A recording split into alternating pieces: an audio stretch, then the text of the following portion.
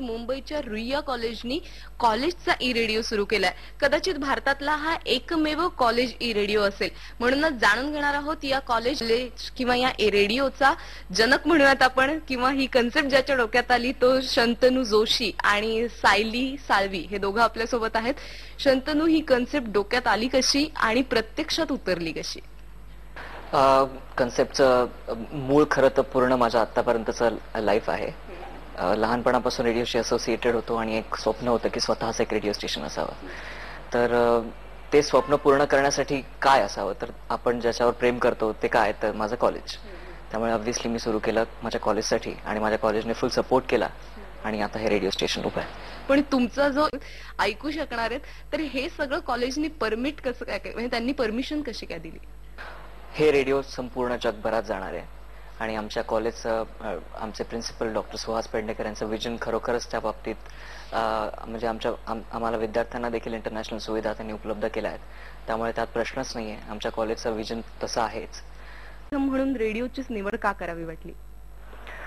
Personally माझं रेडिओवरचं प्रेम, मी एक लहानपणापासून रेडिओशी असोसिएटेड राहिलेलो आहे. जसं मी तुम्हाला सांगितलं, मी आकाशवाणीवर कार्यक्रम करत आलोय.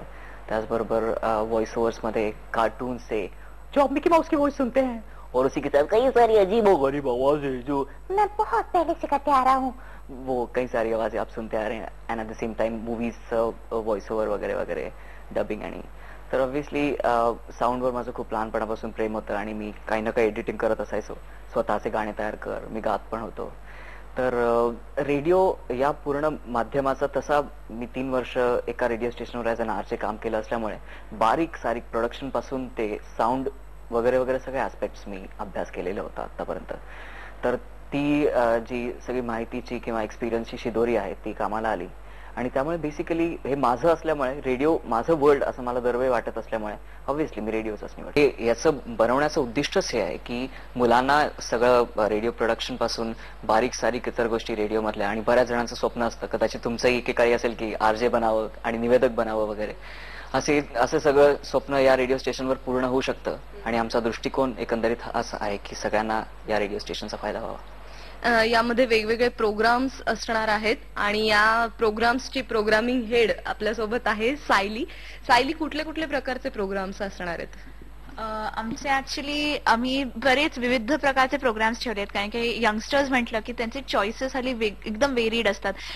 कोणी जर सिरियस असेल तर त्याला अगदी इन्फॉर्मेशन आणि नॉलेज घ्यायची एक आवड असते, तर त्यांच्यासाठी आम्ही इन्फॉर्मेशन आणि नॉलेज बेस्ड असे विविध कार्यक्रम ठेवलेत. मग कोणाला बाबा जे फक्त बाबा चला टाइमपास करायला आवडतो, तर त्यांच्यासाठी आम्ही असे हलके फुलके एंटरटेनिंग कार्यक्रम ठेवलेत. कोणाला सिनेमाचे वगैरे प्रेम असेल तर आम्ही बॉलिवूड शो असं जे मूवीज रिलीज होतात त्यांनी सिनेमाचं त्यांना, आणि बेसिकली ऑल्सो ज्यांना ह्युमर खूप आवडतं किंवा हे, तर आम्ही एक स्टँडअप कॉमेडी शो एक करतो ह्याच्यावर, ज्याचं रॉफल शो म्हणून.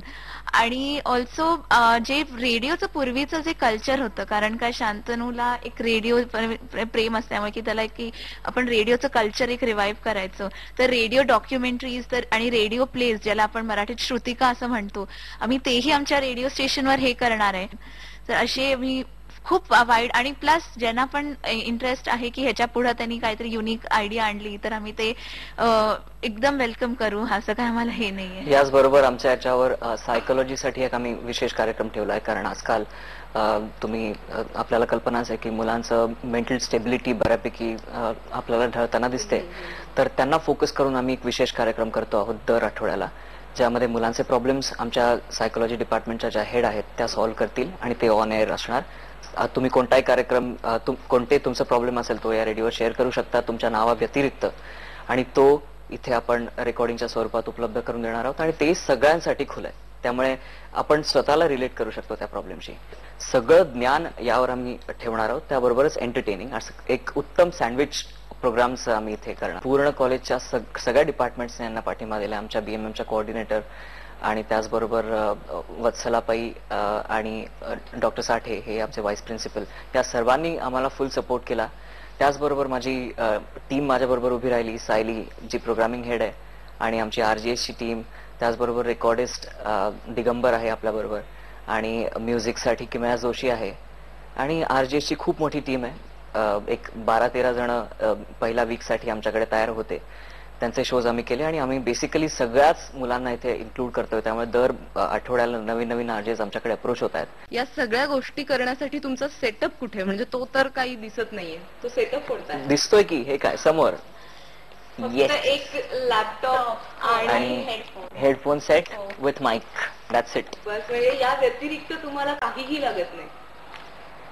कला म्हणजे एक आरजे, त्याचा आवाज आणि आमचं हे सेटअप, दॅट्स इट. असं कुठे झालंय का की एखादी टेक्निकल गोष्ट येत नाहीये त्यामुळे काही नाही, असं आतापर्यंत तरी अजिबात झालेलं नाही. कारण बेसिकली एक्सपिरियन्स तसा म्हणजे देवाच्या कृपेने आतापर्यंत मी घेत आलेलो आहे बारीक सारीक. त्यामुळे कुठल्याही साऊंडचं प्रत्येक बारीक सारीक गोष्ट, संगीत, मी शास्त्रीय संगीत शिकलेलो असल्यामुळे म्युझिकचं या सगळ्याच गोष्टी मला स्वतःला समजत असल्यामुळे ऍज अ रेडिओ कोऑर्डिनेटर मला थोडं बऱ्यापैकी इझी पडतं हे सगळं. आणि हे मीच करत नाही, पण आमचे सगळेच विद्यार्थी सगळ्या गोष्टींना सपोर्ट करतात. त्यामुळे मला जरी त्यातलं समजत असलं तरी सगळं हँडल करणारे सगळेजण आहेत. त्यामुळे आमच्या मागे बॅकिंग आहे. पण हे टेक्निकल नॉलेज जर मुलांना घ्यायचं असेल किंवा आता आपले जे प्रेक्षक आहेत ते ऐकतायत, पाहतायत, एखाद्या कॉलेजला जर अशीच तुमच्यासारखीच क्रिएटिव्ह मुलं असतील आणि त्यांना जर इच्छा झाली की आपणही असंच काही करू शकू, तर त्यांना तू काय सांगशील? हे खूपच टाइम कन्झ्युमिंग आहे, प्रचंड. वेळेचं मॅनेजमेंट हे खूपच जोरदार याला लागतं आणि जे खरं तर अवघड काम आहे. बाकी टेक्निकल नॉलेज तुम्ही इन्स्टिट्यूट्स मधनं घेऊ शकता किंवा तुम्हाला आवड असेल तर मी जसा एक्सपिरियन्स नाही, सगळं स्टुडिओ जाऊन बसायचो तास आणि मी सगळं ऑब्झर्व करून सगळं शिकलो. तर एक्सपिरियन्स थ्रू तुम्ही शिकू शकता किंवा अनेक मार्ग आहेत. तुम्ही मित्रांकडनं शिकू शकता किंवा मला भेटा, मी तुम्हाला शिकवतो, त्यात काही हरकत नाही. तर तो खूप मोठा प्रॉब्लेम नाहीच आहे, पण इतर सगळ्या गोष्टी मॅनेज करत एक रेडिओ स्टेशन उभारणं हे खरोखर टाइम कन्झ्युमिंग आहे. तर मुलांना या क्षेत्रात यायचं असेल आणि त्यांनी जर असा विचार केला तर तू काय सांगशील किंवा तू काय सांगशील? तुम्ही इन्स्टिट्यूट्स मधून नक्कीच ज्ञान घेऊ शकता की कसं रेडिओ सेटअप असतं, पण मला कल्पना नाही की असं रेडिओ स्टेशन कसं उभारावं असं कुठलं इन्स्टिट्यूट आहे. तर अशा गोष्टीचं तुम्ही ज्ञान घेऊ शकता, पण रेडिओ स्टेशन उभारायचा कुठलाही कोर्स मी आतापर्यंत ऐकलेला नाही. पण जर एखाद्या ग्रुपला, एखाद्या इतर लोकांना जर स्वतःचा ई रेडिओ सुरू करायचा असेल तर त्यासाठी खूप आर्थिक बर्डन असतं का? बेसिकली हा सगळं काही अर्थकारण जे असतं ते कॉपीराईटच्या इश्यूवर डिपेंड असतं आणि आमच्या बाबतीत तो प्रश्न नव्हता. कारण आम्ही कुठलंही कॉपीराइटेड मटेरियल या ठिकाणी वापरत नाही, आम्ही स्वतःचं प्रोडक्शन करतो. त्यामुळे it's a very different thing. तुम्हाला कोणतं रेडिओ स्टेशन उभं करायचं त्यावर डिपेंड आहे आणि तुम्ही काय इन्फ्रास्ट्रक्चर वापरणार आहात त्यावरही डिपेंड आहे.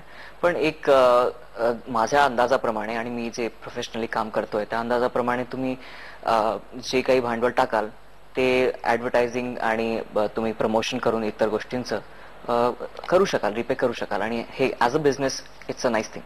तर नेमकं आता मुलांना जर तुमचा रेडिओ ऐकायचा असेल तर कशा पद्धतीने ते नेटवर जाऊन साइन इन करू शकतील? Very simple. www.ruyacollegeradio.com असं टाईप करा, एंटर दाबा आणि ही आपली साईट उघडली. या साईटवर आमची अमेझिंग, सगळ्यांना आवडेल अशी साईट आहे जी एकदम फ्लॅशी आणि एकदम कूल वगैरे दिसते. त्यात हे म्युझिक प्लेअर आहे. तुम्ही त्यावर फक्त जे तुम्हाला ट्रॅक ऐकायचं त्यावर प्ले करायचं आणि आपला रेडिओ स्टेशन सुरू होतं. Our own internet radio station, म्हणजेच आपला ई-रेडिओ.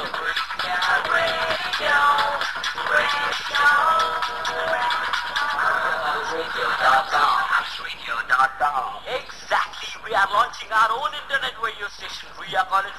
त्याचबरोबर आपण इथे अनेक पेजेस ठेवलेले आहेत. आरजेसची माहिती, त्यानंतर शोजची माहिती, आपली गॅलरी आहे, FAQs आहेत, लिसनर्सचा फीडबॅक आपण ठेवलेला आहे. अशी सगळ्या गोष्टींनी परिपूर्ण अशी आपली वेबसाईट ruyacollegeradio.com. शोजचा एक लिस्ट असणार, आम्ही जे शोज अपडेट करणार आणि मग डिपेंडिंग ऑन युअर इंटरेस्ट तुम्हाला जो शो ऐकायचा त्याच्यावर क्लिक करा आणि इथं तो शो चालू होईल आणि जो शो प्रेझेंट करतोय त्याचा आरजेचाही फोटो आम्ही इथं तुम्हाला दिसेल. तर म्हणजे आपला आरजे कसा दिसतो हे नेहमी लोकांना एरवी हे असते क्युरिओसिटी, तर आमच्या रेडिओ स्टेशनवर तर तुम्ही ते पाहू शकता आमच्या आरजेस ना. एक्झॅक्टली. आणि दर शनिवारी नवीन नवीन शोज आम्ही आपल्या पुढे घेऊन येणार आहोत. तर दर शनिवारी आणि पूर्ण आठवडा, शनिवारचा येत्या पुढच्या शनिवार मधला हा जो पूर्ण आठवडा आहे त्या सगळ्याच्यात तुम्ही दरवेळी शोज ऐका नवीन नवीन आणि त्याच्यानंतर पुन्हा दर शनिवारी.